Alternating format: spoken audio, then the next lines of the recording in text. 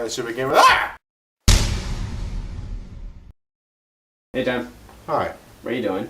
I'm reviewing Metroid games. Which one are you doing now? Metroid Fusion. Can I be in it? Sure. Cool.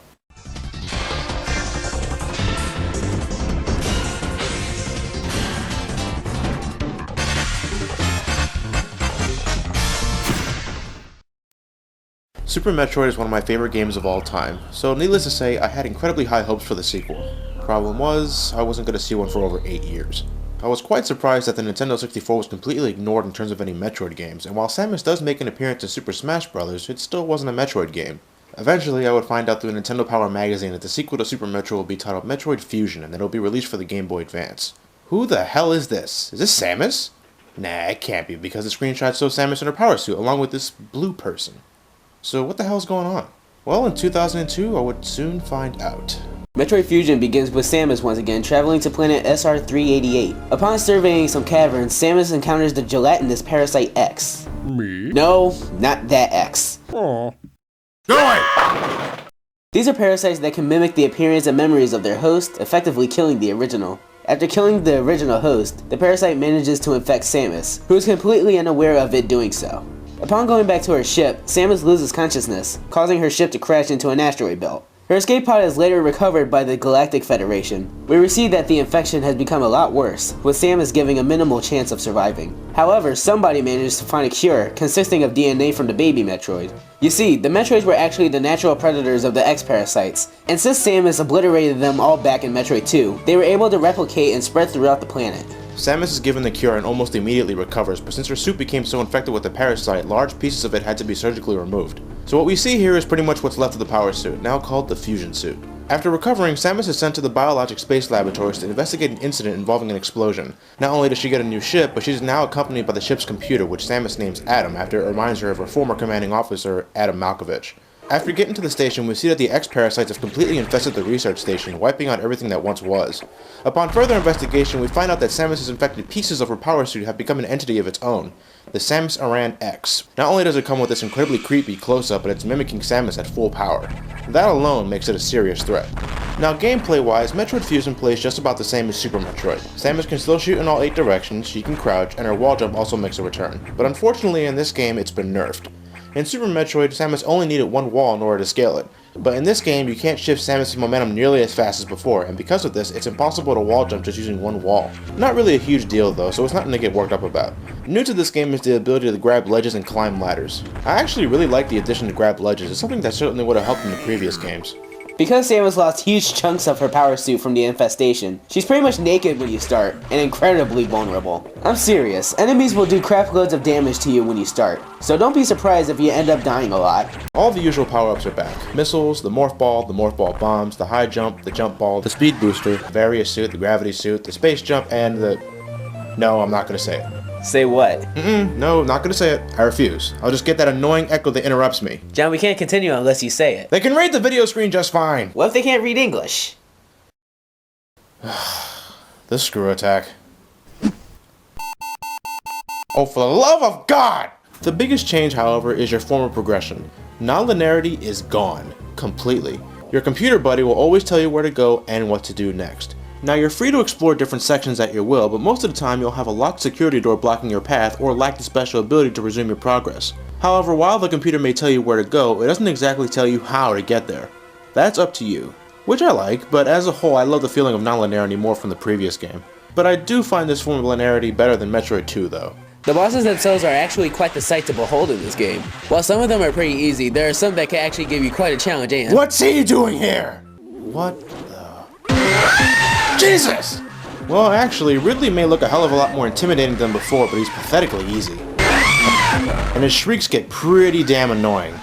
But then again, it's not really Ridley, it's just an X-Parasite mimicking him.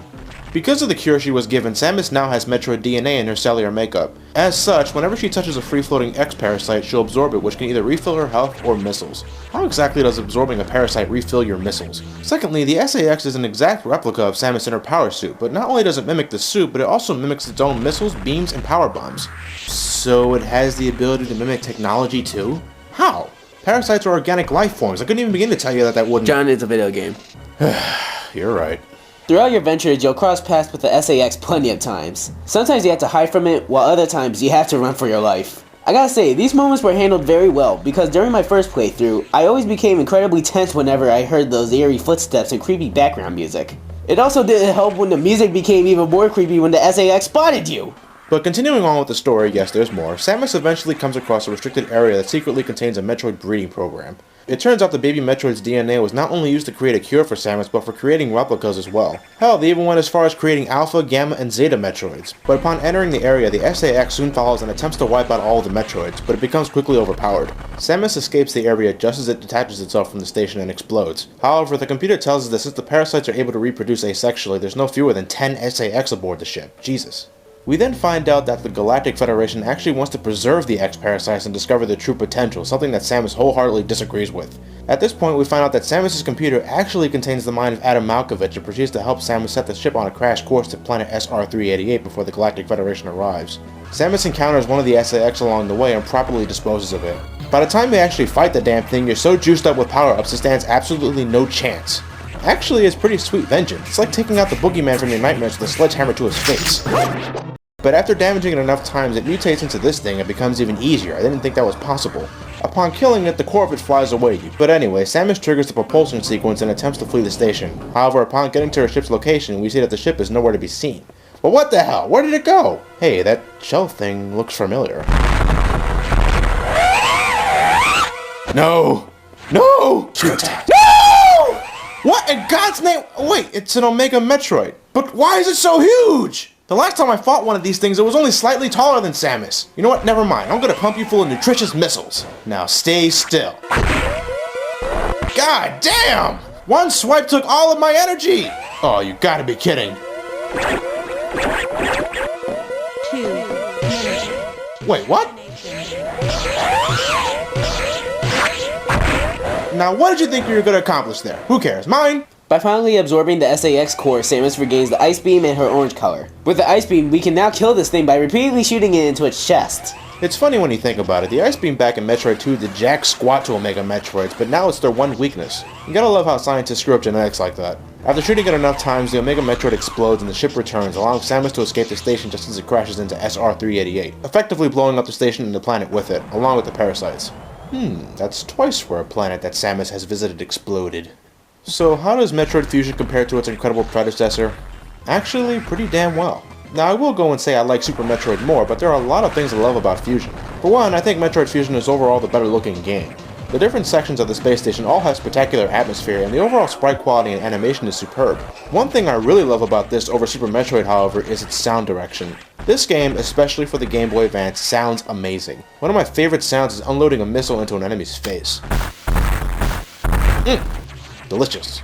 The soundtrack is also great, especially the boss themes. It's hard to not bob your head to some of them.